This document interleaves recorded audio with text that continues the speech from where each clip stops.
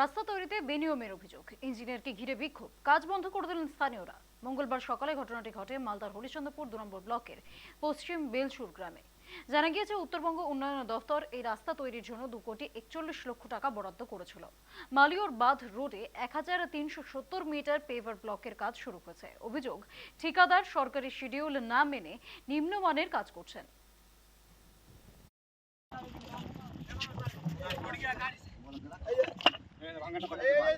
কত কোটি টাকার কাজ চেনা যাচ্ছে না।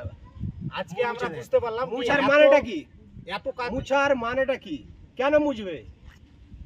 আমার কি একটু কাজ জানার অধিকার নাই? কত কোটি টাকা কাজ রাস্তা ঠিক হয়নি। হ্যাঁ, অভিযোগটা কি আপনাদের? আমাদের হলো রাস্তা যা শিডিউল সরকার টাকা দিয়েছে ওই অনুপাতে আমরা রাস্তা চাই।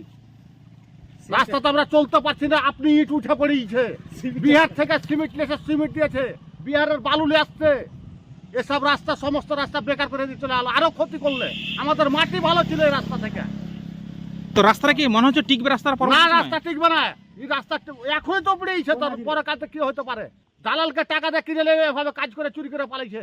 প্রথম থেকে আমরা উত্তর আপনার কাজের শিডিউল দেখাচ্ছে? দেখাই না, আমরা সেটা কাগজ দেখাই না। কাগজ দেখাচ্ছে না? না, কাগজ দেখাচ্ছে না।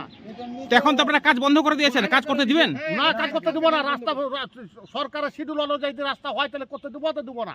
রাস্তাটা ভালোভাবে হচ্ছে না, শিডিউল দেখাচ্ছে না। তারপরে একটা যে ডাইস দেওয়া হয়, ওই ডাইসটাও দেয়নি। এগুলো সব উঠে দিয়েছে।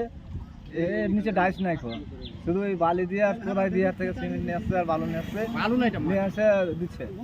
এখনো কমপ্লিট হয়নি। ওই কিভাবে করছে না আমি জানি না। আমরা তো মানা করছি, বারবার রিসেট করছি। তো ইঞ্জিনিয়ার তো এসছে, ইঞ্জিনিয়ারকে অভিযোগ করছেন না? অভিযোগ করছে, শুনছে না।